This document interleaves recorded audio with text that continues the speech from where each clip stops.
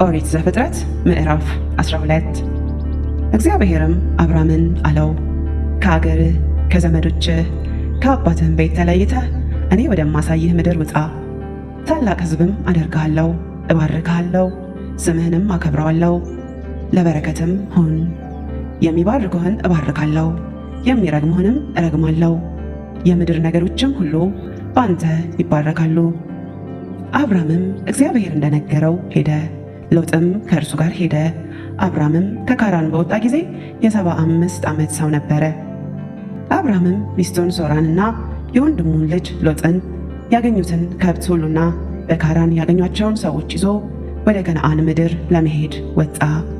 ወደ ከነዓንም ምድር ገቡ። አብራምም እስከ ሴኬም ስፍራ እስከ ሞሬ የአድባር ዛፍ ድረስ በምድር አለፈ።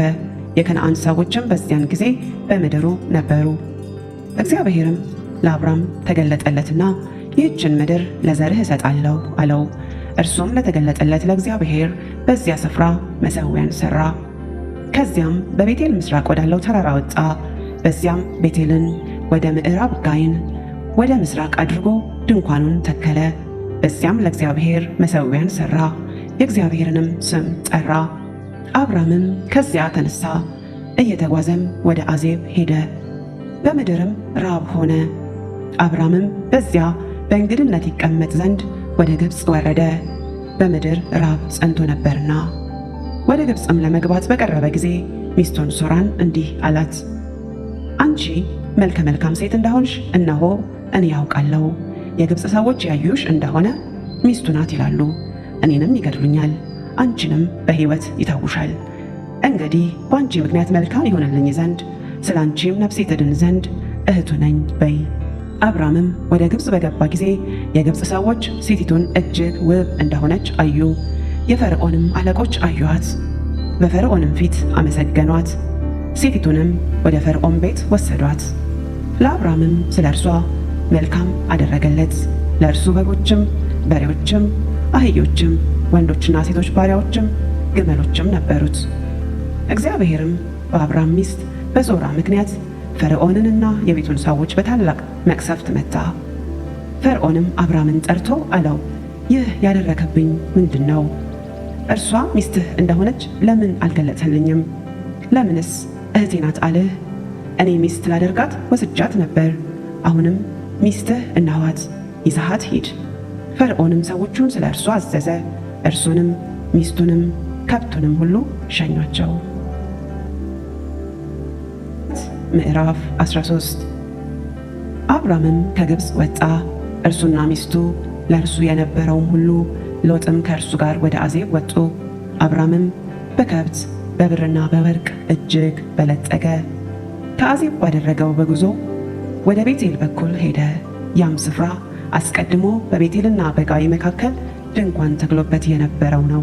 ያም ስፍራ አስቀድሞ መሠዊያ የሠራበት ነው። በዚያም አብራም የእግዚአብሔርን ስም ጠራ። ከአብራም ጋር የሄደው ሎጥ ደግሞ የላምና የበግ መንጋ ድንኳንም ነበረው። በአንድነትም ይቀመጡ ዘንድ ምድር አልበቃቸውም፣ የነበራቸው እጅግ ነበርና በአንድነት ሊቀመጡ አልቻሉም። የአብራምና የሎጥን መንጎች በሚጠብቁት መካከልም ጠብ ሆነ። በዚያም ዘመን ከነዓናውያንና ፌርዛውያን በዚያች ምድር ተቀምጠው ነበር።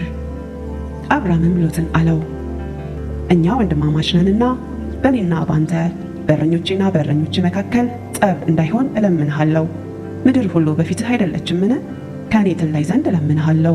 አንተ ግራውን ብትወስድ እኔ ወደ ቀኝ እሄዳለሁ፣ አንተም ቀኙን ብትወስድ እኔ ወደ ግራ እሄዳለሁ።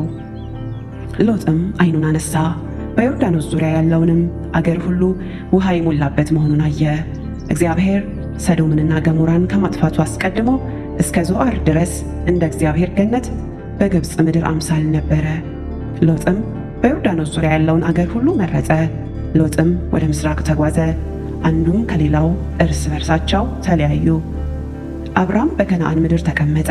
ሎጥም በአገሩ ሜዳ ባሉት ከተሞች ተቀመጠ። እስከ ሰዶምም ድረስ ድንኳኑን አዘዋወረ። የሰዶም ሰዎች ግን ክፉዎችና በእግዚአብሔር ፊት እጅግ ኃጢአተኞች ነበሩ። ሎጥ ከተለየው በኋላም እግዚአብሔር አብራምን አለው፣ ዓይንህን አንሳና አንተ ካለበት ስፍራ ወደ ሰሜንና ወደ ደቡብ፣ ወደ ምስራቅና ወደ ምዕራብ እይ። የምታያትን ምድር ሁሉ ለአንተና ለዘርህ ለዘላለም እሰጣለሁና ዘርህንም እንደ ምድር አሸዋ አደርጋለሁ። የምድርን አሸዋን ይቆጥር ዘንድ የሚችል ሰው ቢኖር ዘርህ ደግሞ ይቆጠራል።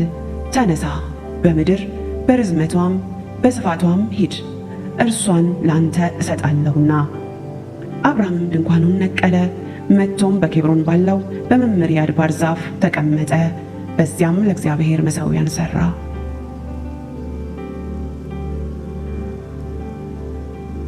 ኦሪት ዘፍጥረት ምዕራፍ 14 በሰናዖር ንጉሥ በአምራፌል በኤላሳር ንጉሥ በአርዮክ በኤላም ንጉሥ በኮሎዶጎምር በአሕዛብ ንጉሥ በቲድዓል ዘመን እንዲህ ሆነ።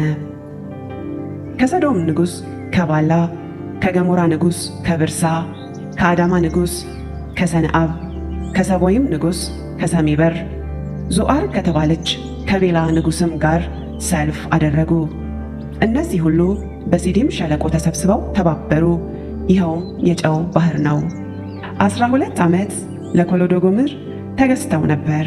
በ13ኛውም ዓመት አመፁ። በ14ኛውም ዓመት ኮሎዶጎምርና ከእርሱ ጋር የነበሩት ነገሥታት መጡ።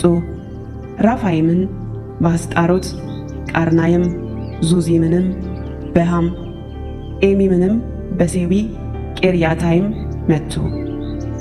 የሆር ሰዎችንም በሴር ተራራቸው በበረሃ አጠገብ እስካለች እስከ ኤልፋራን ድረስ መቱ። ተመልሰውም ቃዴስ ወደ ተባለች ወደ አይን ሚስፓጥ መጡ። የአማሌቅን አገር ሁሉና ደግሞ በሐሴሶን ታማር የነበረውን አሞራውያንን መቱ። የሰዶም ንጉሥና የገሞራ ንጉሥ፣ የአዳማ ንጉሥና የሰቦይም ንጉሥ፣ ዞዓር የተባለች የቤላ ንጉሥም ወጡ። እነዚህ ሁሉ በሲዲም ሸለቆ በእነርሱ ላይ ለሰልፍ ወጡ። የኤላምን ንጉሥ ኮሎዶጎምርን፣ የአሕዛብን ንጉሥ ቲድዓልን፣ የሰናዖር ንጉሥ አምራፌልን፣ የኤላሳርን ንጉሥ አርዮክን ለመውጋት 5ቱ ነገሥታት በእነዚህ በአራቱ ላይ ወጡ። በሲዲም ሸለቆ ግን የዝፍት ጉድጓዶች ነበሩበት። የሰዶም ንጉሥ የገሞራ ንጉሥም ሸሹና ወደዚያ ወደቁ። የቀሩትም ወደ ተራራ ሸሹ። የሰዶምንና የገሞራን ከብት ሁሉ መብላቸውንም ሁሉ ወስደው ሄዱ። በሰዶም ይኖር የነበረውን የአብራምን የወንድም ልጅ ሎጥን ደግሞ ከብቱንም ወስደው ሄዱ። አንድ የሸሸ ሰውም መጣ፣ ለዕብራዊው ለአብራምም ነገረው።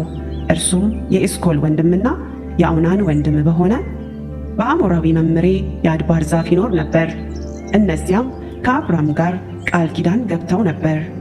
አብራምም ወንድሙ እንደተማረከ በሰማ ጊዜ በቤቱ የተወለዱትን 318 ብላቴኖቹን አሰለፈ። ፍለጋቸውንም ተከትሎ እስከ ዳን ድረስ ሄደ። ብላቴኖቹንም ከፍሎ በሌሊት እርሱ ከባሪያዎቹ ጋር ወረደባቸው፣ መታቸውም። በደማስቆ ግራ እስካለችውም እስከ ሆባ ድረስ አሳደዳቸው። ከብቱንም ሁሉ አስመለሰ።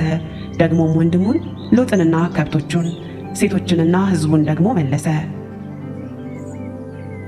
ኮሎዶጎምርና ከእርሱ ጋር የነበሩትን ነገሥታት ወግቶ ከተመለሰ በኋላም የሰዶም ንጉሥ የንጉሥ ሸለቆ በሆነ በሴዊ ሸለቆ ሊቀበለው ወጣ። የሳሌም ንጉሥ መልከ ጼዴቅም እንጀራንና የወይን ጠጅን አወጣ። እርሱም የልዑል እግዚአብሔር ካህን ነበረ። ባረከውም። አብራም ሰማይና ምድርን ለሚገዛ ለልዑል እግዚአብሔር የተባረከ ነው፣ ጠላቶችህን በእጅህ የጣልልህ ልዑል እግዚአብሔርም የተባረከ ነው አለው። አብራምም ከሁሉ አስራትን ሰጠው። የሰዶም ንጉሥም አብራምን ሰዎቹን ስጠኝ፣ ከብቱን ግን ላንተ ውሰድ አለው። አብራምም የሰዶምን ንጉሥ አለው፣ ሰማይንና ምድርን ወደሚገዛ ወደ ልዑል እግዚአብሔር እጄን ከፍ አድርጌያለሁ። አንተ አብርሃምን ባለጸጋ አደረግሁት እንዳትል ብላቴኖቹ ከበሉት በቀር ከእኔ ጋር ከሄዱትም ድርሻ በቀር ፈትልም ቢሆን የጫማ ማዘቢያም ቢሆን ለአንተ ከሆነው ሁሉ እንዳልወስድ አውናን፣ ኤስኮልም መምሬም እነርሱ ድርሻቸውን ይውሰዱ።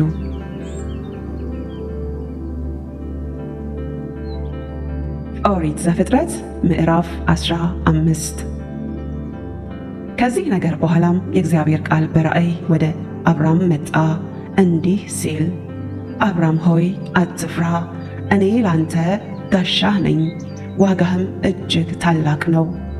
አብራምም አቤቱ እግዚአብሔር ሆይ ምንን ትሰጠኛለህ? እኔም ያለ ልጅ እሄዳለሁ። የቤቴም መጋቢ የደማስቆ ሰው ይህ ኤልዔዘር ነው አለ። አብራምም ለእኔ ዘር አልሰጠኸኝም፣ እነሆም በቤቴ የተወለደ ሰው ይወርሰኛል አለ።